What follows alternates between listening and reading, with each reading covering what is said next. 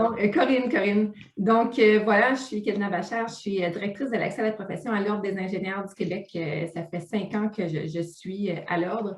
Et puis, voilà, c'est un dossier que je suis de très, très près, le dossier de l'intégration des professionnels formés à l'étranger. C'est un dossier que j'adore et puis que je chéris beaucoup parce qu'effectivement, il y a beaucoup de travail à faire, autant au niveau des ordres, autant au niveau de l'arrimage de tous les processus d'immigration et tout ça. Donc, je vais partager mon écran pour que vous ayez, excusez-moi, je vais juste le mettre en mode, ce sera bien long. Voilà. Donc, voilà, donc aujourd'hui, je ne vais pas vous présenter nécessairement le processus en détail. Je vais vous présenter la nouvelle approche qui a été mise en place en 2018. En mai 2018, donc pour faciliter l'intégration des professionnels formés à l'étranger, tout en maintenant un niveau de compétence attendu au Québec. Alors, ce qu'on va regarder ensemble, c'est l'OIQ en bref, l'état de situation, le nouveau règlement qui encadre le processus d'admission des PFE, PFE étant professionnels formés à l'étranger, et puis les opportunités d'amélioration, puis le bilan qu'on en fait depuis mai 2018. Alors, l'OIQ, c'est environ 65 000 professionnels du génie. C'est le deuxième en importance au Québec après l'OIIQ, l'Ordre des infirmières. Et puis, notre mission, c'est d'encadrer la protection, la pratique de l'ingénieur et soutenir le développement de la profession afin d'assurer la protection du public. Et puis, notre vision, c'est d'être la référence en matière de protection du public, mais aussi de valoriser la contribution essentielle de l'ingénieur dans la société.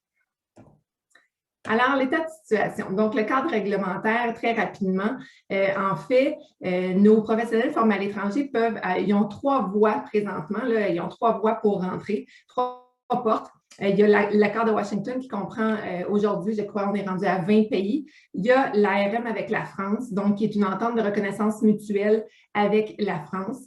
Donc, ça, c'en est 2, justement. Tantôt, Mme Schlobach parlait de passage de fast track, là, si on veut. C'en est 2 qui permettent de rentrer plus rapidement dans la profession d'ingénieur. Puis, il y a aussi les diplômés en génie d'un pays sans entente, donc qui rentrent par le règlement sur les équivalences de diplômes et de formation. Au niveau des statistiques, on a plus de 12 de nos membres de l'OIQ qui sont des professionnels formés à l'étranger. Il y en a,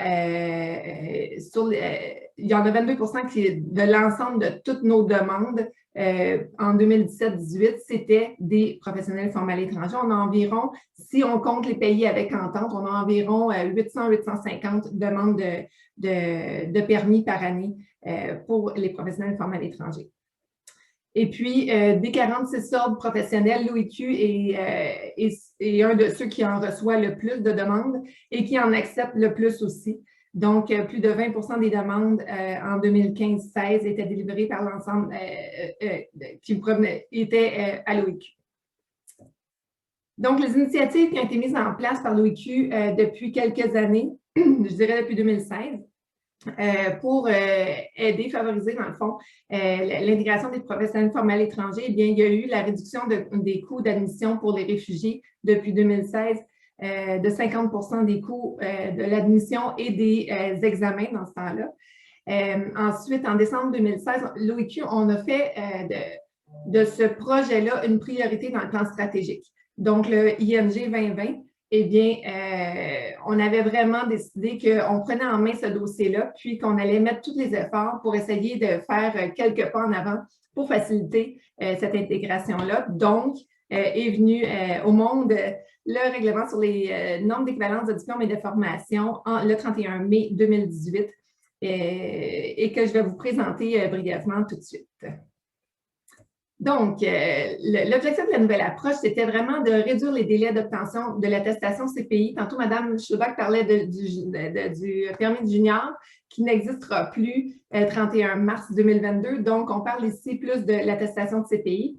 Alors, on voulait passer de 16 mois à 8 mois pour un PFE diplômé en génie. Parce qu'il faut comprendre qu'il y a plusieurs professionnels formés à l'étranger qui vont vouloir appliquer, mais qui ont étudié hors génie. C'est certain que pour eux, le parcours est un petit peu plus long parce qu'ils ont du rattrapage à faire au niveau des activités de formation. Ensuite, on voulait aussi augmenter le taux de rétention des PFE dans le parcours d'admission. Ce qu'on s'est rendu compte avec les données qu'on avait colligées en 2016, c'était le fait qu'il y avait 58 environ des professionnels formés à l'étranger qui quittaient durant les démarches pour l'obtention de leur permis. Donc, on voulait l'augmenter à 75 Vous allez me dire juste 75 mais on disait que de 58 à 75 on avait déjà beaucoup de marches à monter. Donc, c'est pour ça qu'on avait mis 75 à ce moment-là. Ensuite, on voulait, bien entendu, assurer une équité entre les candidats d'ici et d'ailleurs, puis, encore une fois, être la référence dans le domaine de reconnaissance des acquis et des compétences.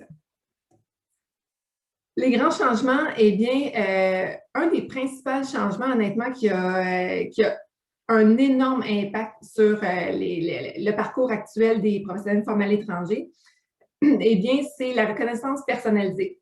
Donc, la prise en considération de l'expérience professionnelle dans toute l'évaluation du dossier d'admission. Parce que antérieurement, au 31 mai 2018, on évaluait seulement le dossier académique, donc les diplômes.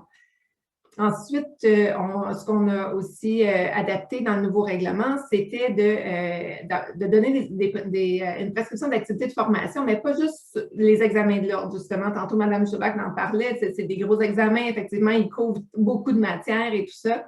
Il y en a pour qui c'est le parcours, c'est la façon de réussir et ils réussissent super bien. Il y en a d'autres qui ont besoin de d'autres approches et tout. Donc, l'objectif, c'était de pouvoir élargir un petit peu notre approche puis de dire, bien, on va essayer de répondre aux plus grands besoins possibles, au plus de besoins possibles selon la façon d'apprendre des gens. Donc, on a ouvert aussi les cours universitaires. On ne les a pas ouverts, mais je veux dire, on a ouvert la possibilité d'aller faire des cours universitaires pour combler les lacunes ou encore un projet supervisé, par exemple, pour quelqu'un qui aurait une lacune en conception parce que dans son pays, il était chimiste. Il vient ici, il n'a jamais fait de conception. Mais c'est toutes des options qu'on a ouvertes. Puis, une personne qui nous présente, par exemple, un cours équivalent santé-sécurité, les cours qui sont offerts par la Commission de la construction, je crois, ou quelque chose comme ça, eh bien, on l'évalue, on regarde est-ce que c'est équivaut à un cours qui serait donné dans un niveau universitaire. Si oui, ben, on va l'accepter. Donc, il y a toute cette flexibilité-là, je dirais, qui a vraiment, vraiment beaucoup aidé au niveau de leur intégration. Puis l'authentification des diplômes par l'entremise d'un organisme qui s'appelle World Education Services. Et puis, eux, c'est ça, dans le fond, ils font l'authentification des diplômes. Alors, pour quelqu'un qui vient au Québec, un immigrant qui vient au Québec qui provient d'un pays avec entente. Donc, tantôt, je parlais accord de Washington, les 20 pays, ou encore l'ARM avec la France. Eh bien, cette personne-là va faire sa demande de permis. Par la suite, elle va passer au comité d'admission à l'exercice, qui est le comité, dans le fond, qui décide si oui ou non on lui donne une équivalence de diplôme ou de formation. Et puis, donc, on peut voir ici que le délai de traitement, ça peut jouer entre 6 à 8 semaines parce qu'il faut comprendre que les comités, il n'y en a pas à chaque jour. Donc, parfois, tout dépendant, quand tu déposes ta demande, ça peut être un petit peu plus long. Et puis, donc, après ça, bien, une fois que tu es passé au comité, eh bien, tu obtiens ton attestation de CPI. Donc, c'est comme les anciens juniors.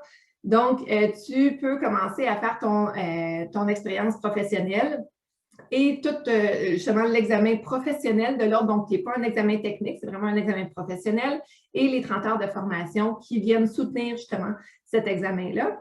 Et puis, par la suite, bien, tu as environ 24 mois pour… tu n'as pas 24 mois, en fait.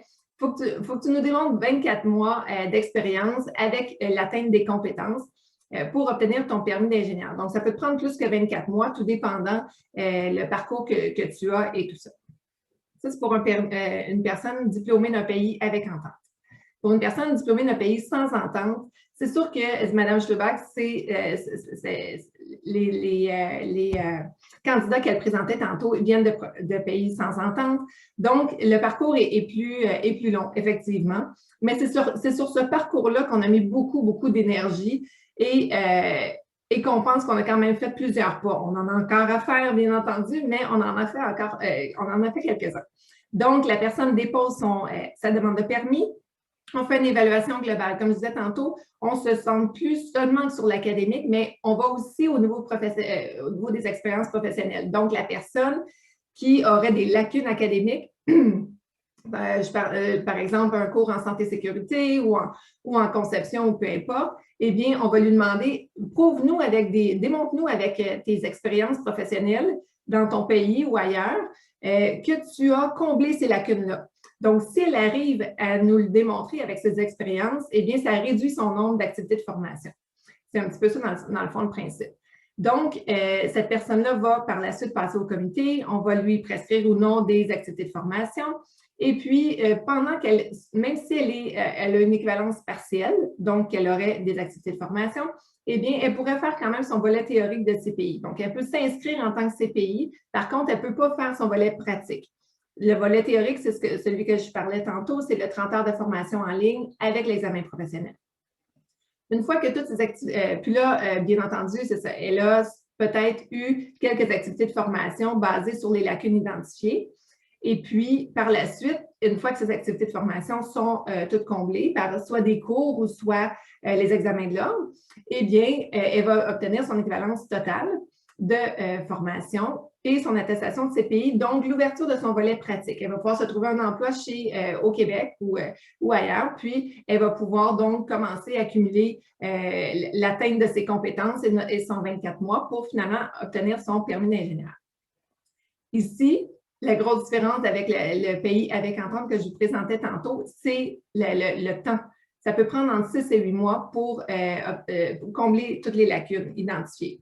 Là, en 6 et 8 mois, honnêtement, c'est moins, je vais être très honnête, c'est moins que ça, les vrais chiffres. Par contre, il y en a que ça peut prendre 6 à 8 mois parce qu'effectivement, comme je disais tantôt, il y en a plusieurs qui arrivent d'un programme hors génie et puis ces personnes-là, bien entendu, bien, ils en ont un petit peu plus à faire. Les opportunités d'amélioration. Comme je disais tantôt, on a fait un pas, mais on a encore quelques pas à faire. On est conscient de ça. Puis avec la présentation de Mme Chauvac de tantôt, bien, ça confirme, dans le fond, mes améliorations. Je suis contente en même temps. Donc, au niveau des enjeux de l'implantation de cette approche-là, ça l'a demandé beaucoup au niveau de la gestion du changement. C'est complètement une autre approche de ce qu'on avait avant. On était dans une approche très standardisée avec des cases. Tu rentres dans cette case-là, si tu es là, ben, tu as X, Y, Z d'activités de formation, examen et tout ça. Donc, toute la compréhension, l'alignement entre les employés de l'ordre et le comité d'admission, essayer aussi de travailler en collaboration avec les universités parce que les universités ont leur propre processus pour admettre un étudiant libre pour aussi… donc, c'était tout ça qu'il fallait vraiment. Puis, au fur et à mesure qu'on avançait, bien, au fur et à mesure qu'on voyait, OK, là, il y a un obstacle. OK, attends, comment on gère ça? Comment on gère ça? Fait que ça a bien été au final. Je pense qu'aujourd'hui, on a des beaux résultats. Comme je disais, on a encore du travail, mais quand même, on a bien avancé là-dedans, puis ça va quand même très bien. On devait aussi maintenir la profondeur et le niveau de compétences attendu d'un ingénieur au Québec. Donc, quand tu vas dans du personnalisé, puis dans du avec les compétences et tout ça, bien, les compétences, l'évaluation des compétences, c'est facile à dire, mais à faire, ça demande quand même un certain défi, ça demande des connaissances, ça demande la compétence d'évaluer la compétence. Donc, c'est ça, pour maintenir cette profondeur-là et atteindre notre mission première, qui est la protection du public. Puis, finalement, de développer des outils et des lignes directrices robustes, donc, qui nous permettaient, sans être dans la standardisation, parce qu'on a une approche personnalisée, mais de permettre de quand même bien orienter et avoir une vision commune et un alignement commun sur comment on évalue un dossier, puis qu'un dossier qui passerait d'un conseiller à l'autre ou d'un membre de comité à l'autre aurait la même décision. Donc, voilà. Les enjeux externes, donc, sont plus propres aux immigrants, mais tantôt, on a entendu parler, l'aspect financier, la recherche de travail, puis la connaissance du français. Ce sont des enjeux qui sont très réels et qui sont encore très présents. Donc, au niveau oh, désolé, Je vais tout faire apparaître. Voilà. Donc, les vraies opportunités d'amélioration, j'en parlais tantôt. Donc, faciliter l'obtention de certains documents exigés. On demande, c'est sûr qu'avec une approche personnalisée, on demande plus de documents parce que il faut connaître bien le profil au complet de la personne. Donc, ce qu'on essaie de faire, c'est on essaie de faciliter ce bout-là. On n'a pas encore toutes les réponses, puis on n'a pas encore assez de données, honnêtement, pour pouvoir prendre des décisions, mais on a quand même certaines orientations pour aider à ce processus-là. Accélérer le processus, donc créer des listes de diplômes qui sont admissibles sans passer par World Education Services, par exemple, ou encore par tout le bout d'évaluation du diplôme et tout. Je vois que je dois aller plus rapidement. Ensuite, faciliter l'accès à l'examen de français. On travaille en collaboration avec l'OQLF, donc ça pourra être, c'est dans les discussions avec eux. Et l'amélioration à travers les étapes. Justement, tantôt, on disait qu'ils se sentent des fois seuls et tout ça, peu accompagnés. C'est quelque chose qu'on tient et qu'on a justement une personne présentement qui a mis un plan d'action en place pour voir comment on peut mieux les accompagner à travers des projets d'intégration ou encore les projets les organismes communautaires et tout ça. Il y a aussi tout l'arrimage des processus gouvernementaux et ceux des ordres des établissements d'enseignement. On parlait de permis de travail, permis d'études, les autres exigences versus nos exigences à nous, les ordres. Donc, des fois, ça ne concorde pas très bien et puis on demande d'aller faire un cours à l'université ou 3 cours à l'université, la personne a un permis de travail, donc elle ne peut pas, parce que c'est un permis de travail, ça lui demanderait un permis d'études. Donc, il y a toute ces discussions-là qu'on a présentement aussi avec les différents paliers gouvernementaux. Faire connaître le système professionnel québécois puis le processus d'admission en amont. Donc, avant même qu'ils arrivent ici, ils pourraient avoir connaître c'est quoi le niveau de français attendu pour un professionnel ici au Québec, c'est quoi les documents pour rentrer à l'OEQ, pour qu'ils partent de leur pays avec le plus de documents et d'informations possibles pour prendre une décision le plus réfléchie possible. Et se doter d'une grande flexibilité pour les PFI qui ont une spécialité très pointue. Il y en a qui arrivent ici avec une spécialité très pointue, ce qui fait en sorte qu'on pourrait peut-être leur permettre d'avoir un permis restrictif permanent. Donc, ils pourraient faire seulement cette partie-là du génie et non l'autre, à moins qu'ils voudraient aller se former pour aller plus loin et faire en sorte de pouvoir exercer le génie au sens plus large. Donc, le bilan, il y a plusieurs résultats très positifs depuis 2018. On voit une diminution moyenne de 66 pour obtenir une équivalence totale, ce qui est quand même, pour nous, en tout cas, on trouve ça très, très bon. Une diminution du nombre d'activités de formation aussi. Ceux qui sont les diplômés en génie sont passés d'une moyenne de 2 activités de formation à 1 et les hors génie sont passés d'une moyenne de 11 à 3 activités de formation. Encore là, ça va tout avec l'approche personnalisée versus l'approche standardisée. Puis le taux de décrochage, il y a une grande tendance à la baisse, mais étant donné que le règlement est encore très jeune, on ne peut pas sortir les chiffres parce qu'ils peuvent être biaisés par… il y a beaucoup de limites au niveau des chiffres qu'on a aujourd'hui. Les leçons apprises, je vais aller très rapidement. Dans le fond, collaborer avec tout le monde. Comme je disais tantôt, au milieu universitaire, les emplois et tout ça. On va plus vite ensemble, on va plus loin. C'est-à-dire toutes les opportunités de collaboration avec les organismes, avec les projets, avec le commissaire aussi. On a travaillé beaucoup en collaboration avec M. Gariepi. Prendre le temps pour bien faire. Donc, bien évaluer ce qu'on veut mettre en place. Miser sur l'accompagnement, comme on disait tantôt. Documenter, c'est quelque chose qu'on n'a pas très bien fait au moment qu'on a mis en place le règlement. Puis, on s'en rend compte aujourd'hui comment ça aurait été super important de le faire. On peut toujours s'améliorer, donc on avance. Et puis, se mesurer aussi, donc sortir des indicateurs qui nous permettent, comme je viens de vous présenter, dans le fond, des indicateurs qui nous permettent de pouvoir dire, bien, on était là jour 1, on est rendu là, puis on veut se rendre où? Donc, c'est toutes des leçons apprises, mais c'est aussi des belles réussites. On en est fiers, mais on est très conscient qu'on a encore beaucoup de travail à faire à ce niveau-là. Donc, voilà. On serait rendu